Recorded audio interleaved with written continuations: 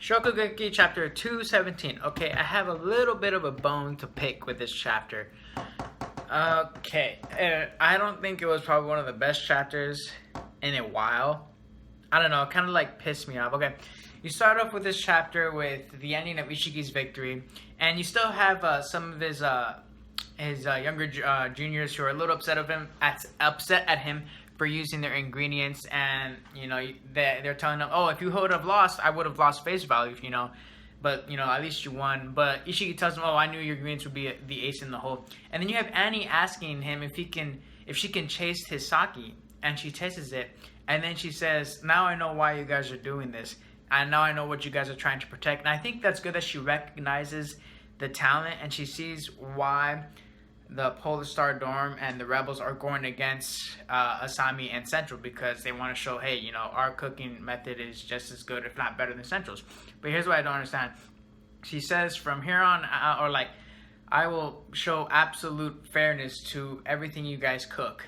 And I'm like, so were you not showing fairness, 100% fairness before? Was there bias?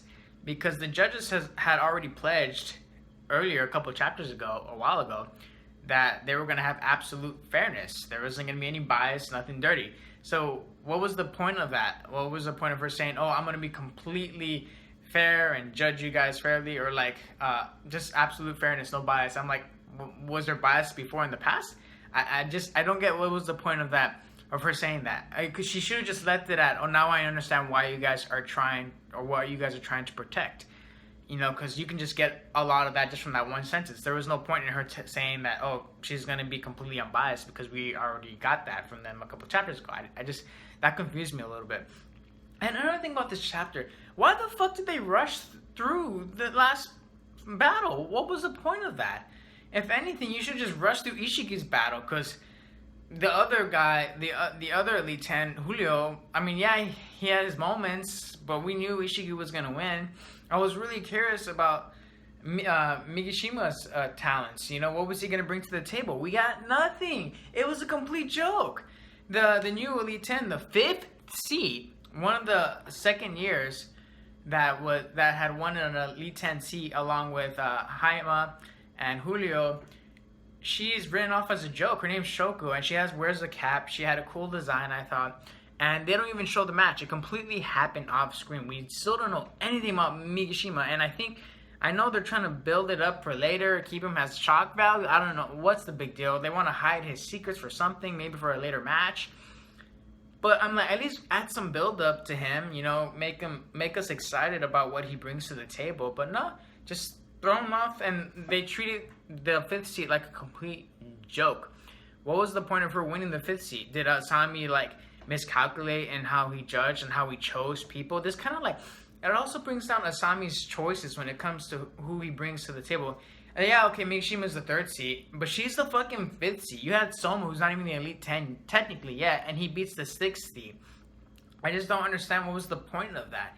You made it seem like a complete joke, and it made it seem like Asami was horrible in his selection when it came to choosing for the Elite 10s. At least Haima would have. Haima looked like he was more talented than that girl, and he was in the 9th seed.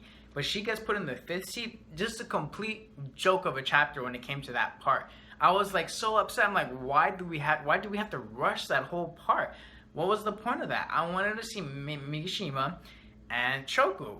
That's who he was supposed to go up against, but no, completely skipped, and that was a fast skip. He just had a couple conversations, and then they were able to cook up their dishes, and then all of a sudden you have the judges eat their food. I did not like that. It's like he knocked her out in a fight, but not in a cooking fight. The judges didn't even eat. We didn't get to see the judges eat their food, just completely off screen. That pissed me the fuck off. I was like, are you serious? That was just a complete... I did not like that at all. They rushed really fast just so they can keep it rolling. To me, I don't know, maybe the author thought that no one cared about Migishima going against Shoko, or maybe he's holding him off for something later. But there is one thing that was interesting. He tells Yukihira, hey, I've held my end of the deal. I'm pretty sure you're happy with the results. And Yukihira's, yeah, sure. I'm curious about what the deal was and how that went down. That's probably going to show, they're going to probably show that conversation later when you have when you show why Yukihiro was able to convince him to join his group.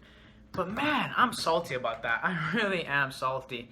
Like the chapter was a little confusing at first with Annie, and then you rush through it, and you make the fifth seat look like a complete joke, and you make Central look like a joke, and you make Usami look like an idiot. And Usami's just like, oh, they didn't have the will to win. I'm like, okay, no, you just sucked at choosing your fucking replacements for the Elite 10. And now it just seems like they're just getting owned. And I know the next second round is going to be a lot more interesting because you still have Ishii and you still have Rendo. You have the first and second seed. That's who the guys are. And they're going to win. Obviously, you have to keep it balanced. You just have to. There's no way the first and second seed are going to lose. Because then it'll pretty much be a sweep. One more loss for them and it's done. There's no way that's happening. No way. No fucking way this is going to be a sweep. That'd be complete bullshit. But here's where it gets a little interesting at the end of the chapter, which got me excited for the next coming chapters. They take a break. They want to go over the next game plan and who they're going to choose for the next round, since the Rebels completely swept them in the first round. And you have the Central, who's like a little concerned, but not really concerned, because now they're going to have their real big heavy hitters, like they're game changers, real game changers, like legit game changers. The first, second seat, I think the fourth seat, I believe. And in the second round for the Rebels, you have Nakiri, you have Kuga, and they could still choose the second time around. You could still have the person go again.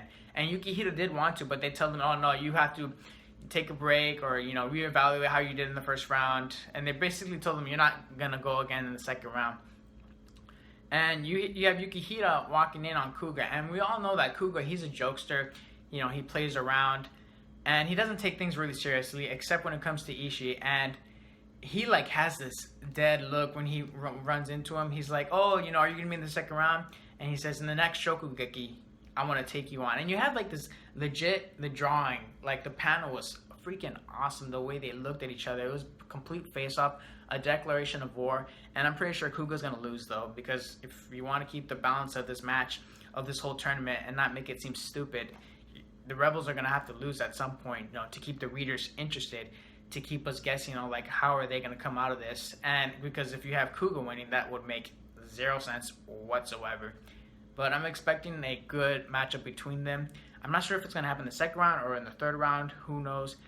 But that really got me hyped up for the next coming chapters. I just did not agree with how this chapter was run down. It was just, I didn't like it. It was just rushed, and some parts didn't make any sense. The last couple of panels, that was good. Some good comedy every now and then, because, that's what Shokugeki no Soma is known for. They have good comedy, as always. But I just didn't agree with the flow of this chapter, and it just pissed me off with the way they handled the Mikishima, and it made the Elite, the fifth seed, look like a complete joke. But anyway, I'll give it a 2 out of 5. A 2 because of that last couple pages. But other than that, just a really underwhelming chapter for me. I just didn't like it. I don't know. Maybe you guys liked it.